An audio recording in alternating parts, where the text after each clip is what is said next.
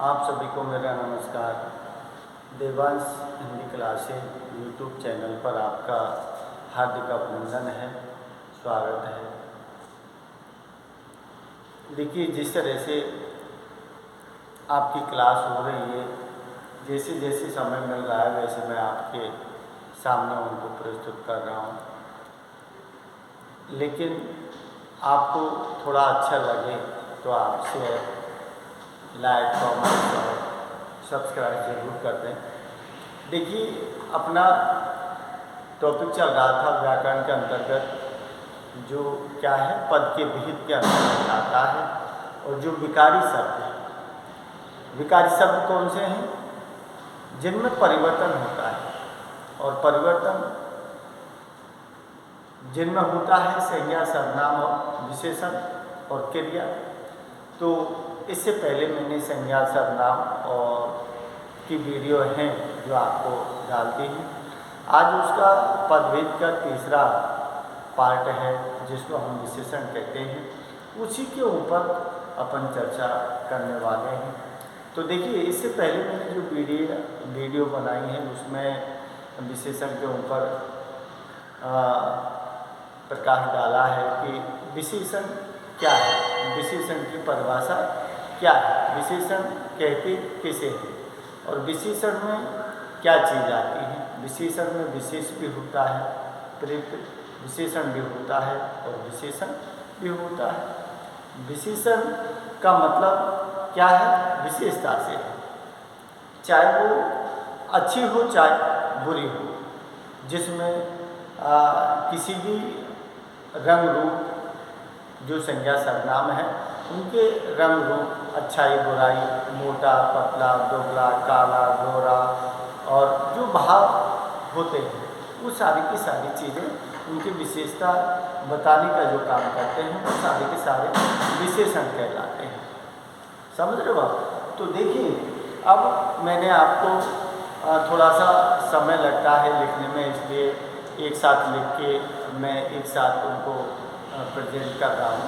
तो थोड़ा सा ध्यान दे के उनको सुनना, समझना, क्योंकि पहले सुनो उसके बाद समझो, समझने के बाद फिर आपको अच्छा लगे तो फिर आप दोबारा वीडियो चलाओ, फिर उनको आप अपने नोट्स के रूप में तैयार करो। तो देखिए, विशेषण उसकी परिभाषा जैसे मैंने इससे पहले वाले वीडियो में आपको बताई थी कि वो शब्द जो क्या करते हैं, संज्ञा सर्वनाम की विशेषता बताने का काम करते हैं। उनको हम क्या कहते हैं?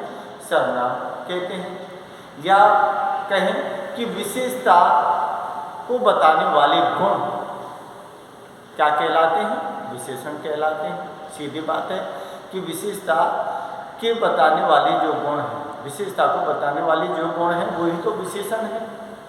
समझ रहे हो आप? और दूसरे शब्दों में अपन कहें कि संज्ञा सर्वनाम गुण, जो विशेषण संज्ञा सर्वनाम जो होता है, संज्ञा सर्वनाम के जो गुण होते हैं ना, वही विशेषण कहलाते हैं। बात कैसे भी रख लो अपने पक्ष में, बात परिभाषा वही है, लेकिन जिस तरह से अपन कहते हैं, अपनी जो बचपन से अपन पढ़ते आ रहे हैं कि संज्ञा सर्वनाम की विशेषता बताने वाले जो शब्द हैं वो क्या कहलाते हैं? विशेषण कहलाते हैं। अब देखिए, फिर बात आती है विशेषण के प्रकार की। तो विशेषण के प्रकार जो मुख्यतः जो चलते हैं वो तो कौन कौन से हैं? जिसमें गुणवाचक है, संख्यावाचक है, परिमाणवाचक है, और क्या है? संकेत वाचक है, और एक क्या है? व्यक्तिवाचक है। ज़्यादातर जो है मुख्यतः 5 प्रकार के विशेषणों का जिक्र किया गया है। इसके अलावा और भी जो 5 के अलावा कहीं कहीं क्या मिलते हैं? 8 मिलते हैं। तो 8 में किन किन चीज़ों को रखा है? जिसमें एक तो प्रश्नवाचक लगा दिया है, एक तुलनात्मक बोध का ज्ञान कराने वाले जो शब्द है तो तुलनात्मक बोधक विशेषण लगा दिया, एक संबंध विशेषण शब्द लगा दिया। तो वैसे देखें तो ये 8 हैं। तो पहला तो कौन सा है? गुणवाचक है, संख्यावाचक है, परिमाणवाचक है, संकेतवाचक है, व्यक्तिवाचक है, उसके बाद प्रश्नवाचक है, तुलनात्मक बोध विशेषण है और संबंध बोधक है।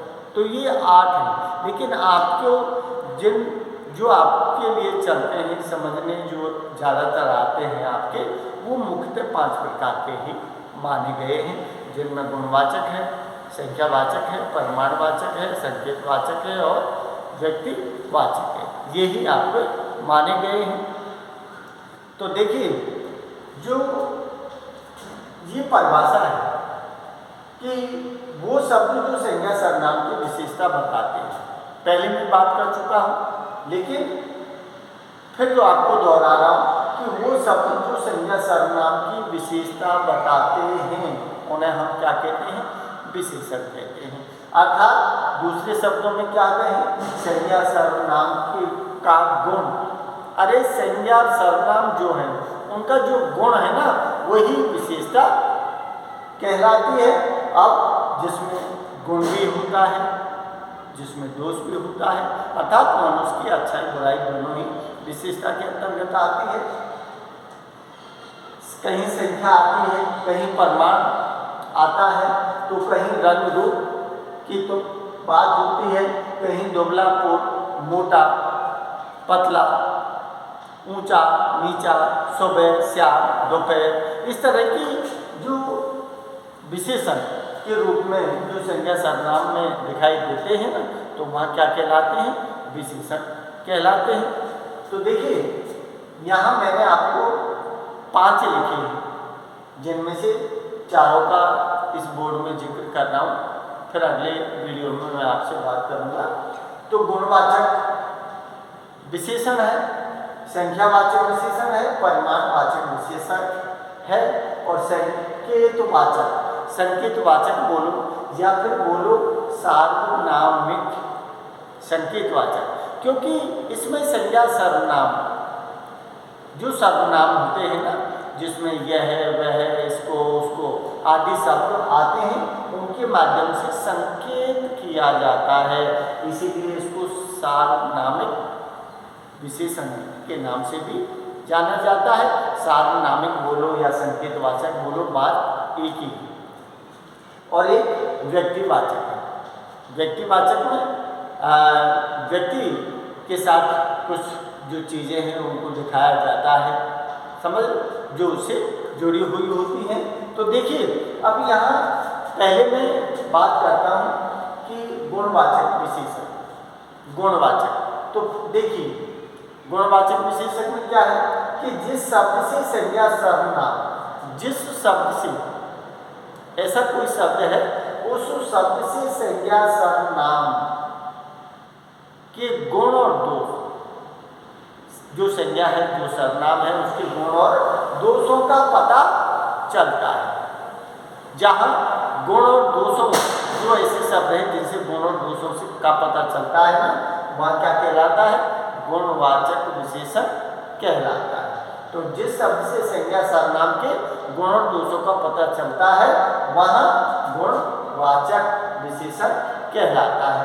अब इसमें ये सारी चीज़ें आती हैं गुणवाचक में, जिसमें भाव है, रंग है, दशा है, स्थान है, समय है, अच्छा है, बुरा है, लंबा है, दुबला है, मोटा है, ऊंचा है, मीठा है, समझ रहे हो, आदि जो शब्द होते हैं, जो विशेषता को प्रकट करने वाले शब्द हैं ना, वो सारे के सारे गुण के अंतर्गत रखे गए हैं।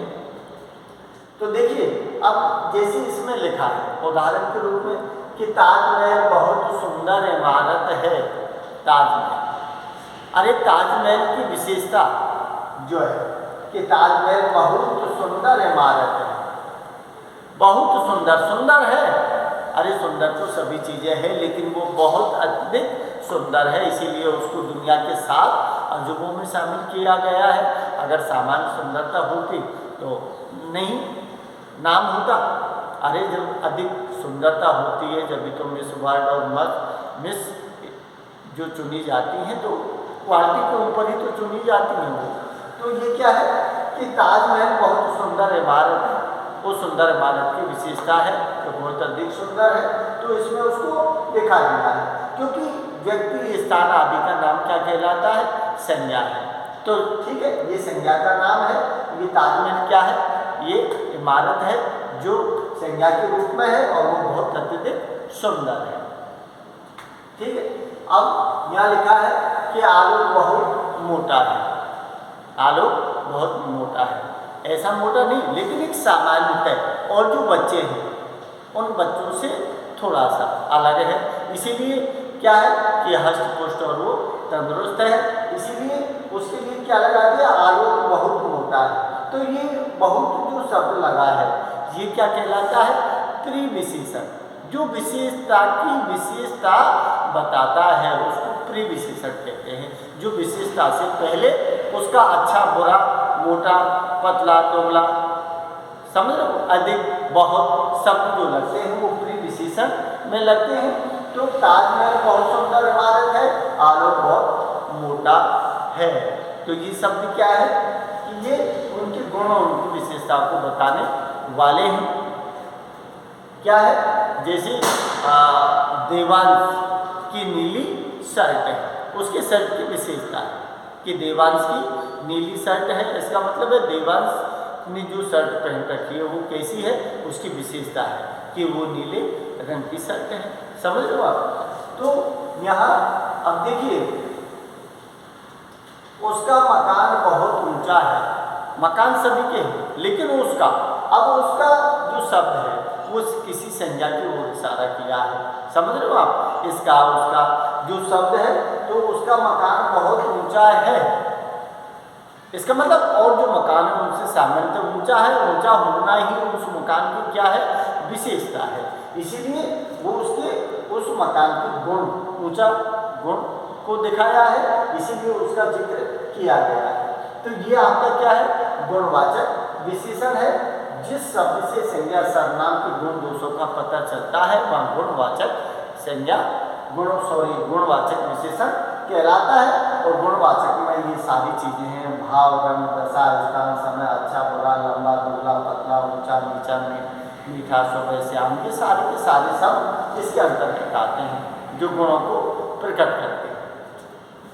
अब देखिए संख्यावाचक विशेषण, संख्यावाचक। अब संख्यावाचक में क्या है, संख्यावाचक, संख्यावाचक अरे जैसा नाम है कि जिसमें संख्याओं का जिक्र होगा, जो संख्या है कम ज़्यादा, समझ लो आप, जो भी है लेकिन संख्याओं का उसमें गिनती होगी, तो संख्या विशेषण। अब देखिए क्या लिखा है कि जिन विशेषण शब्दों से संख्या का बोध होता है, ऐसे विशेषण शब्द जिनसे क्या होता है, संख्या का बोध, बोध माने ज्ञान की संख्या का बोध कि कितनी संख्या है गिनती में, वो 1 2 3 4 5 कितना क्या चीज़ है, तो वो संख्यावाचक क्या है, संख्यावाचक विशेषण है कि जिन विशेषण शब्दों से संख्या का ज्ञान होता है वो क्या कहलाता है, संख्यावाचक कहलाता है। अब देखिए संख्या क्या क्या कौन कौन सी दिखाई है, जैसे गणवाचक संख्या, गण, गण माने समूह होता है जैसे, तो गणवाचक जो प्रकट करती है जो 1 2 3 4 जो गणित की संख्या है, तो गणवाचक।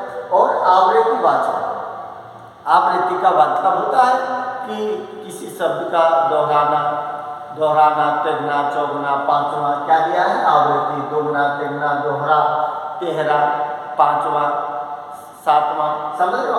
अब यहाँ क्या है, समूहवाचक, समूह, समूह जो प्रकट करता है, भाई तीनों बच्चों इधर आओ, पांचों बच्चों इधर आओ, समझ लो आप, एक समूह को संकेत करता है कि क्लास से तीनों बच्चों इधर आओ, तो एक समूह का संकेत हो गया।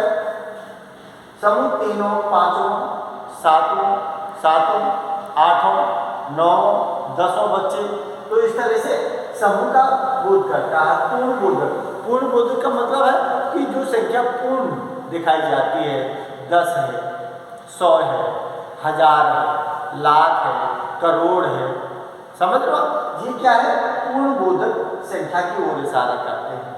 और ये क्या है, अपूर्ण बोधक, अपूर्ण बोधक का मतलब होता है कि जो संख्या पूर्ण नहीं है, जिसे अपन कहते हैं पौन। पौन का मतलब 75, रुपया नहीं पूरा। अरे पूरा होगा रुपया हो जाएगा, लेकिन जब तक वो 75 रहेगा, जब उसको क्या बोलेंगे, पौन बोलेंगे। इधर फिर आगे बढ़ेंगे तो फिर सवा बोलेंगे, सवा से आगे बोलेंगे तो 1.5 बोलेंगे, 1.5 से आगे बोलेंगे तो 2.5 बोलेंगे, 2.5 से आगे बोलेंगे 3.5, 4.5, 5.5, 6.5। इस तरह की जो गिनती होती है ना, वो अपूर्ण बोधक संख्यावाचक विशेषण में आती है। तो ये जो है गणवाचक, आवृत्तिवाचक, समूहवाचक, पूर्ण बोधक और अपूर्ण बोधक, ये किस में आते हैं, ये संख्यावाचक विशेषण के अंतर्गत आते हैं, जो इनके उदाहरणों देखने को आपको मिल जाते हैं। अब देखिए संख्यावाचक जो विशेषण है वो 2 प्रकार का है, और ठीक उसी प्रकार का परिमाणवाचक है ना, वो भी 2 प्रकार का है। दोनों का ही सेम नाम है। तो क्या है, संख्यावाचक 2 प्रकार का है, एक निश्चित संख्यावाचक विशेषण है और दूसरा अनिश्चित वाचक विशेषण है। समझ लो। अब देखिए इसमें क्या दिया है कि निश्चित वाचक जो विशेषण है, जैसे लिखा है, संख्या स्पष्ट दी है, क्या लिखा है, निश्चित दिखाई गई है कि मेरे 4 मित्र हैं, उसमें कोई घाल टूट नहीं किया है कि क्या लिखा है कि मेरे 4 मित्र हैं, संख्या दी गई 4 मित्र हैं, न उससे ज़्यादा न उससे कम। वो पार में मुझे 54 लाभ हुआ है, वो सारे शब्द उसमें दिखाई दे रहे हैं। क्या लिखा है कि वो पार में मुझे 54 लाभ हुआ है, 4 गुना, चौगने का मतलब है 4 गुना से। मेरा घर 5वीं मंजिल पर है, मेरा घर 5वीं मंजिल पर है, क्योंकि संख्या निश्चित संख्यावाचक विशेषण है। और हनुमान ने 7 समुंदर पार कर लिए, 7 समुंदर पार करके हनुमान लंका पहुंचा था, तो हनुमान ने 7 समुंदर पार कर लिए, क्योंकि संख्या निश्चित है। तो जहाँ निश्चित संख्या है वो निश्चित संख्यावाचक विशेषण कहलाता है, जो संख्यावाचक के अंतर्गत आता है। दूसरा क्या है, अनिश्चित। अब देखिए अनिश्चित जो संख्यावाचक है, जिसमें कैसे शब्द होते हैं, कम, थोड़ा, ज़्यादा, बहुत, सारे, कुछ, कई, सभी, इस तरह के शब्द होते हैं। कैसे कि कम, थोड़ा, कम, थोड़ा, ज़्यादा, बहुत, सारे, कुछ, कई, सभी, ऐसे शब्द हैं जो आपको उदाहरण में देखने को मिलेंगे। तो देखिए यहाँ क्या लिखा है, कक्षा में कुछ लड़के बैठे हैं, अनिश्चित है। अब वो अनिश्चित है, गिने नहीं है, कम है कि ज़्यादा है, कुछ।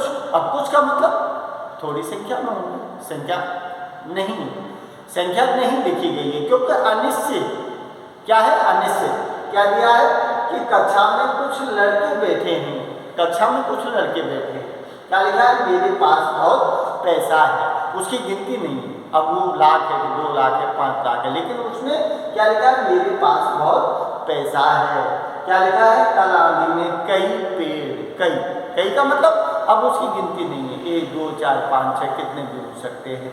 तो कल आंधी में कई पेड़ उखड़ गए थे। तो इस तरह के जो उदाहरण है वो अनिश्चयवाचक विशेषण में आते हैं। अब देखिए परिमाणवाचक, तो परिमाणवाचक जो है, परिमाणवाचक में भी एक निश्चित परिमाणवाचक होता है और दूसरा अनिश्चित परिमाणवाचक होता है।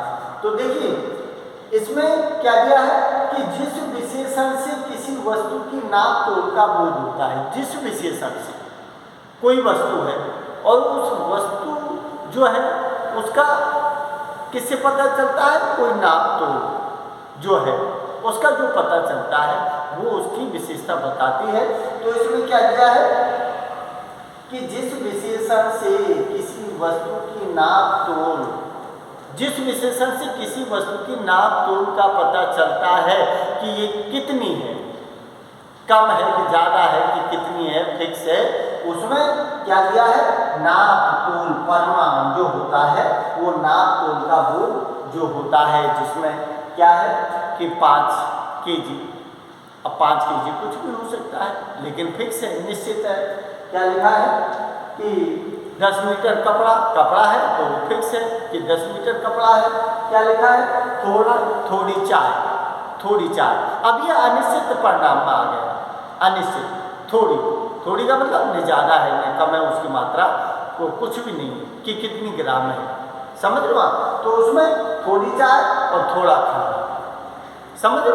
तो वो अल्प मात्रा जहाँ दिखाई देती है, न कम है न ज़्यादा है, तो वहाँ वो अनिश्चित में रख दी जाती है।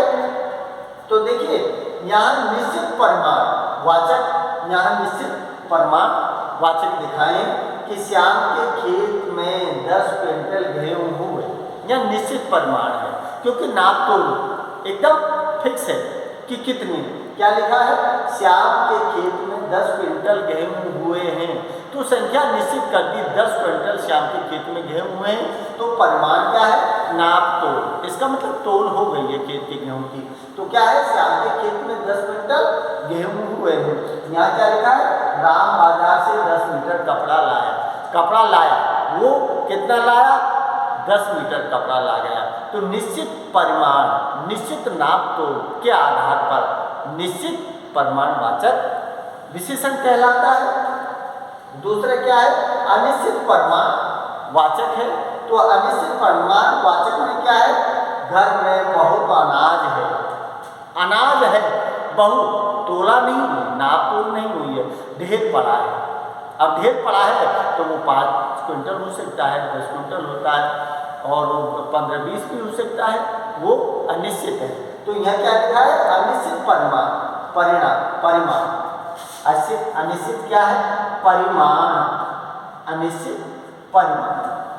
घर में बहुत अनाज है, निश्चित नहीं है संख्या, लेकिन बहुत अनाज है, मुझे थोड़ा खाना दे दो, मुझे थोड़ा खाना, थोड़ा संख्या नहीं है उसमें, कितनी है, 1, 1, 2, 3 क्या है, मुझे थोड़ा खाना दे दो, हमको कई लीटर दूध चाहिए। कई लीटर, अब कई लीटर में कितनी भी संख्या हो सकती है।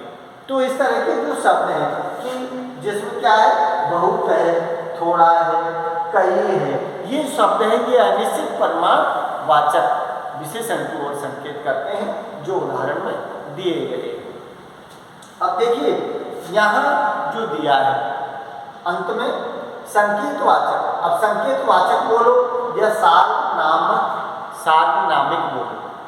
क्यों, क्या दिया है कि वे विशेषण शब्द जो संज्ञा शब्द की विशेषता की ओर क्या करते हैं, संकेत करते हैं। वे विशेषण शब्द जो संज्ञा, क्या लिखा है कि वे विशेषण शब्द जो संज्ञा शब्द की विशेषता की ओर इशारा करते हैं। संकेत, क्या लिखा है, संकेत करते हैं या इशारा करते हैं, बात एक ही है।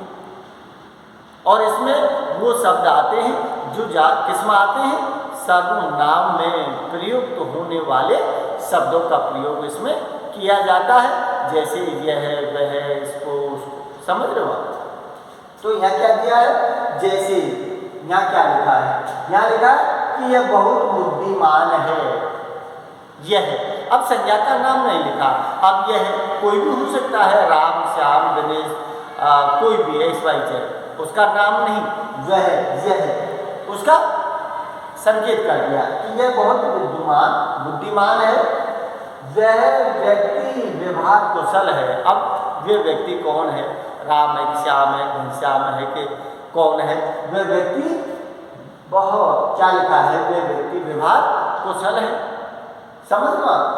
और क्या होता है कि उसका, मैं आज भी उसको, ये कौन सा शब्द है, उसको मैं आज भी याद करता हूँ। अरे किसी क्वालिटी, किसी गुण, किसी विशेषता के कारण तो हम किसी को याद करते हैं, तो उसको मैं आज भी याद करता हूँ। कुछ विद्यार्थी कक्षा में अनुपस्थित थे, अनुपस्थित, जो विद्यार्थी नहीं आए वो कक्षा में अनुपस्थित थे। इस तरह से ये आपके जो क्या है, गुणवाचक, संख्यावाचक, परिमाणवाचक, संकेतवाचक और व्यक्तिवाचक जो मुख्यतः होते हैं आपके, उनकी ओर उन्हीं के ऊपर मैंने आपसे चर्चा की है।